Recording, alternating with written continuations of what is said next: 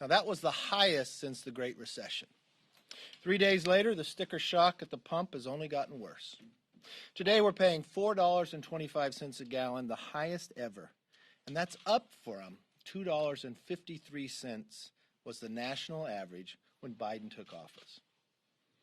Now, if you're in California, drivers are waking up to a state average of $5.57 per gallon.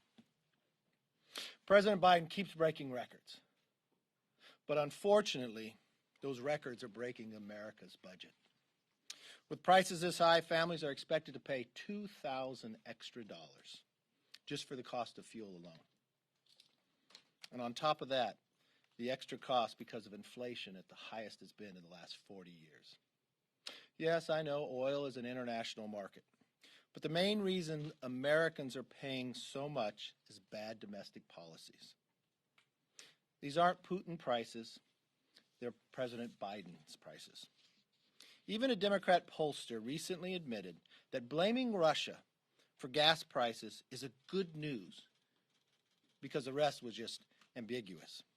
And yes, Mr. President, your policies are holding back domestic energy production.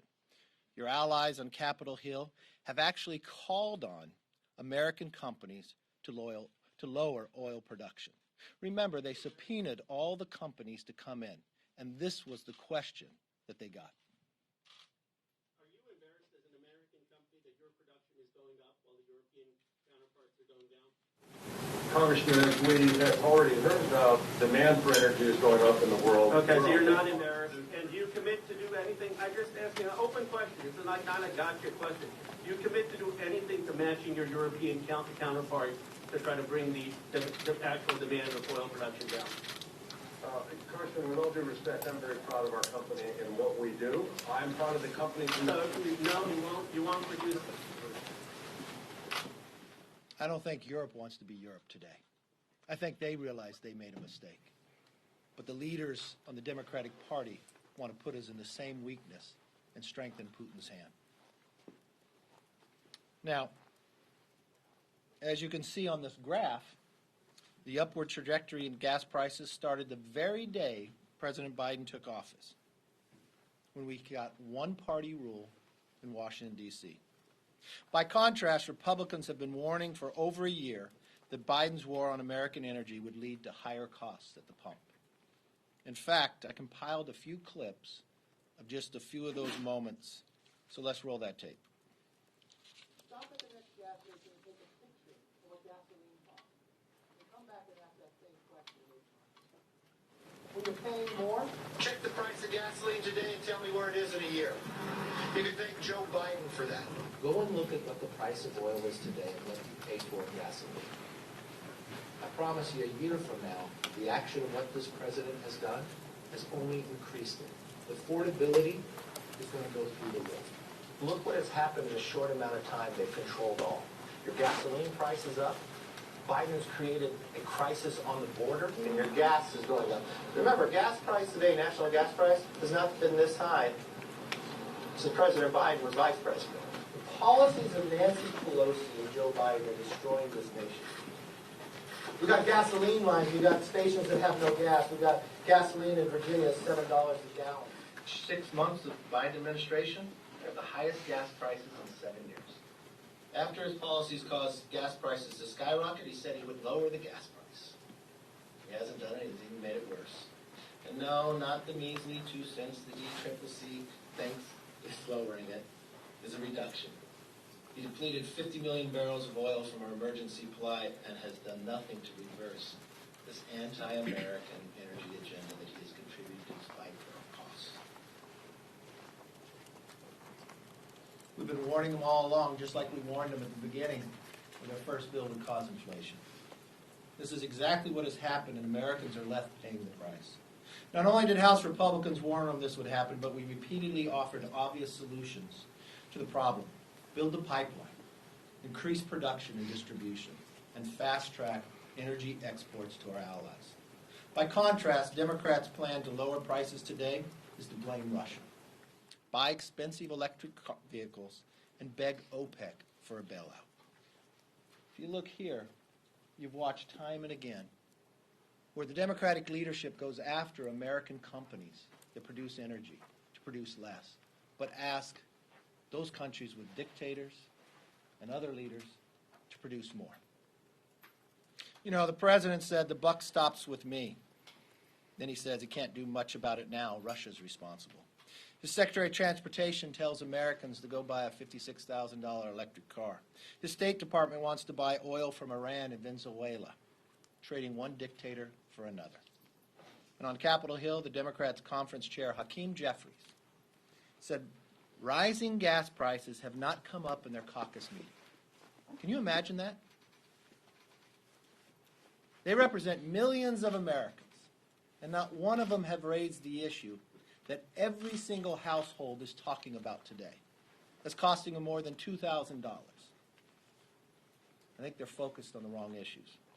In other words, Democrats will do nothing but what is actually needed.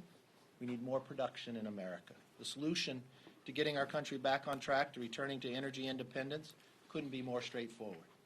We offered the American Energy Independence from Russia bill on the floor. We're going to offer it again. 220 Democrats voted no. I guess they'll have a lot of time to think about it before it's offered today, as they're trying to figure out whether they could pass a rule. With that, let's open it up for questions. Manu, you're sitting in the front. Why don't we go for what happened? I ruptured my bicep. I Working out? last week. No, it's a skiing incident. He on a tried to ride, fight you, so- and I said, it's not, you know. You wore a helmet, though, right? No, I was not wearing it, but it involved my son, but he's okay. So, me, on the other hand, I'll be fine. Did you have surgery? Surgery last week. Kevin Brady had that happen to him. Yeah. I'll talk to him. So with respect to what's happening in Ukraine, the former president has praised Vladimir Putin's move as very savvy and as genius. Do you agree with them? I do not think anything savvy or genius about Putin. I think Putin is evil. I think he's a dictator. I think he's murdering people right now. And I think what has happened, I went to Ukraine taking Republicans and Democrats a number of years ago. When I came back from that trip, I requested a meeting with then the Vice President of America, Joe Biden. I went to the Situation Room. And I advocated that we should sell them javelins based upon Russia had come into Ukraine before. They have no defense to be able to fight that. The uniqueness of Ukraine is they don't ask for American men or women to come fight for them. All they ask is to be able to supply the weapons that they can defend themselves, defend their own freedom. That administration said no. President Trump said yes. It gave him some ability. But I think the slowness of what has happened this year, and I've raised this to President Biden earlier in the year when he first communicated with Putin.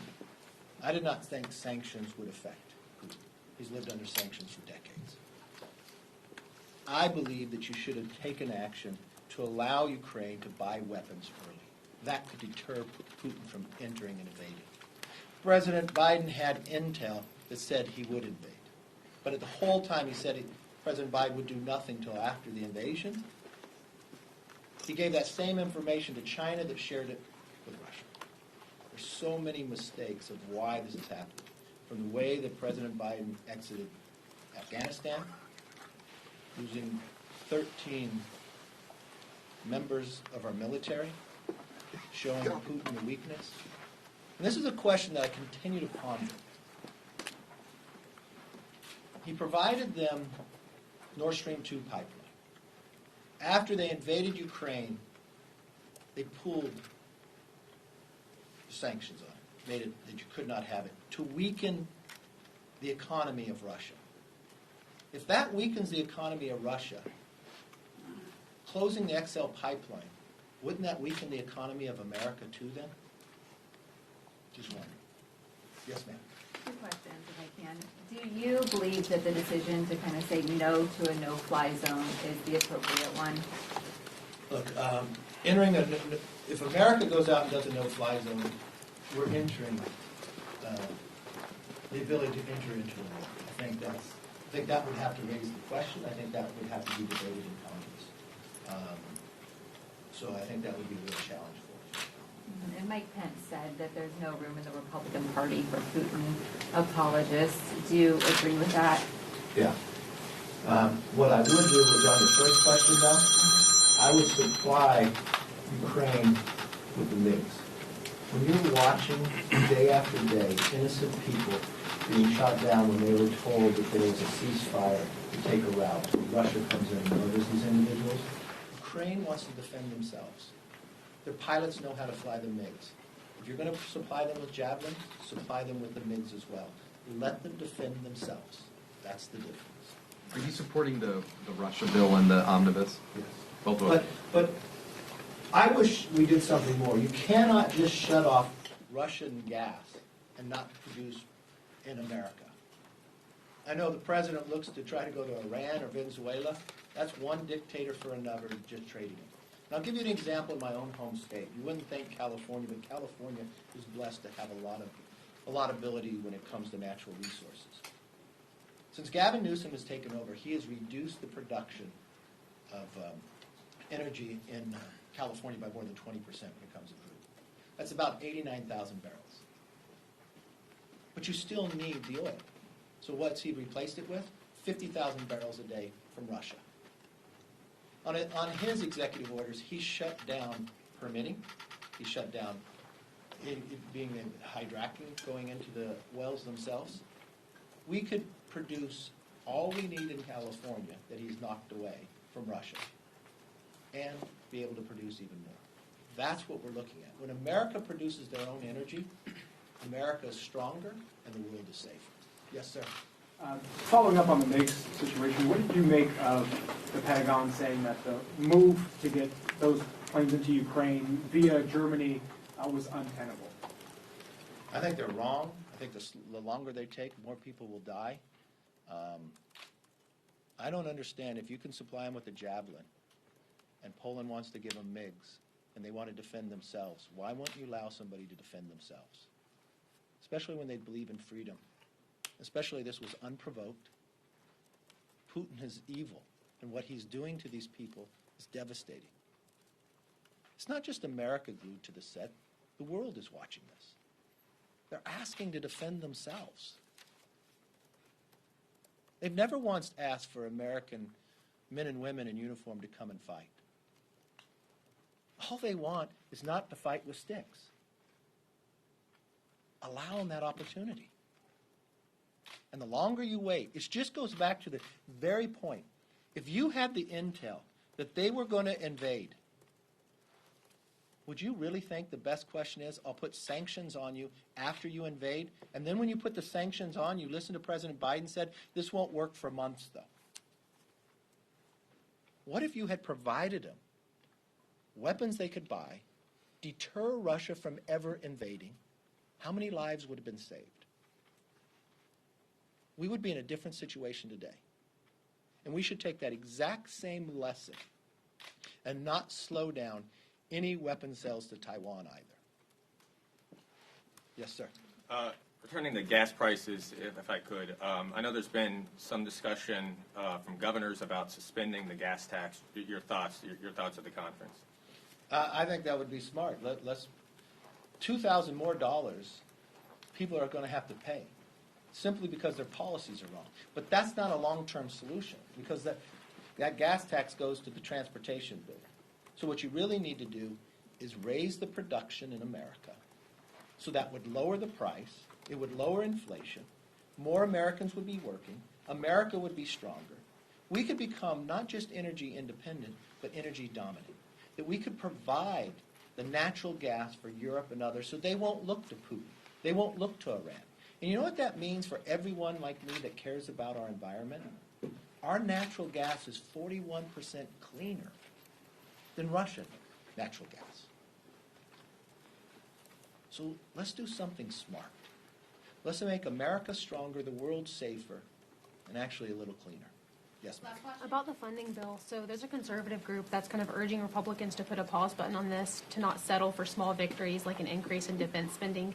The conservative group is the sister of the Heritage Foundation. Do you think there's strong support from all Republicans in your caucus for this funding bill? Or there are some who are hesitant? The funding bill is going to be split into two. When you're looking at security and you're looking at where the world is today and what President Biden requested from the military, it wasn't enough. it wasn't putting us in a place that we could be stronger and protect ourselves. And I think what we're finding in there, that Democrats have a problem even passing a rule. I think Republicans look to, just like in the NDAA, the number of successes we had to modernize our military, to be able to protect from that sense. There's a lot of people that look at that, but that's a positive. Not on the overall bill itself, no. So just to be clear, you're going to support the Ukraine piece and not the omnibus bill. That's where you are. Well, there's a security, the omnibus bill will be voted in two. Right. And the first vote, if it still stays the way it is, I call it the security zones, the DOD, the others, I would support that, yes. Yes, ma'am. Hi, thank you. Can you just reiterate, are you in support of the Russia oil ban bill, and do you believe your caucus, your I'm in support of it, but it's not the bill I would have written. It doesn't go far enough, and it's, you can't just ban Russian oil without producing in America. That's why we continue to bring up the American independent energy bill from Putin. And do you believe the conference will support it? I believe there'll be a number of people in the conference that will support it. Look, our conference overwhelmingly does not want Russian oil. We want American oil. And unfortunately, the Democrats are in the majority, so they stop short. Can you also just say why are there motions to adjourn right now? What is the purpose of that on the floor? What is the purpose of that? That the Democrats dropped a bill that's thousands of pages in the middle of the night last night. It's $1.5 trillion. Gives people a little more time to read it. But it's not holding anything up. The things that are holding things up are the Democrats can't pass their own rule. I mean, they have the record for holding the vote open the longest. They have first place and second place. I don't know what they're trying for today. I know they got to retreat. No question there? Yes, sir. Any update on your conversations with Congressman Gosar and Green? Yes, I've talked to Green. That's the way to talk to us. And? I talked to him. But you said, I think you told Jake and Manu that there's no place for... There isn't no place for that. There's no place for what has gone on with that organization by far, and there never will be in this party, and it will never be tolerated. And will she go again? Yes. No, she will not go again. She get any repercussions for her? Look, my conversations with my members are exactly that, and I appreciate you asking. Well, on this topic, I mean, 3 years ago when Steve King made comments that were synthetic white supremacists, you supported kicking him off his committees. I removed him from committee. Yeah, and obviously Green and Gosar are already off their committees, but you said in November that you'd return them to their committees and use that they might even get better committee assignments. Do you stand by that still? They have the ability to be able to get committees based upon that time when it comes. A different question. In oral arguments at the Supreme Court back in December on the Dobbs versus Jackson women's health case, a Biden Solicitor General Elizabeth Prelogar referred to an unborn baby as a baby. Was she right? Say that again. I'm not an attorney. Go through this. Yes, sir. We're going to debate a Supreme Court case that I wasn't at and what this said. Yes. So back in December, Elizabeth Prelogar, Biden's Solicitor General, she made a statement in referring to Justice Clarence Thomas's question, asking what the right was that she was specifically seeking in that case. And she referred to an unborn baby as a baby. Do you think she was right? Yeah, I'm not referred to the case. I'm pro-life. So I don't know exactly what you're referring to, but I would always take the life of the child. That answers your question without knowing what you're asking. Other than that, stay safe, stay off the slopes, and hopefully we won't see you later, but it could be a long day.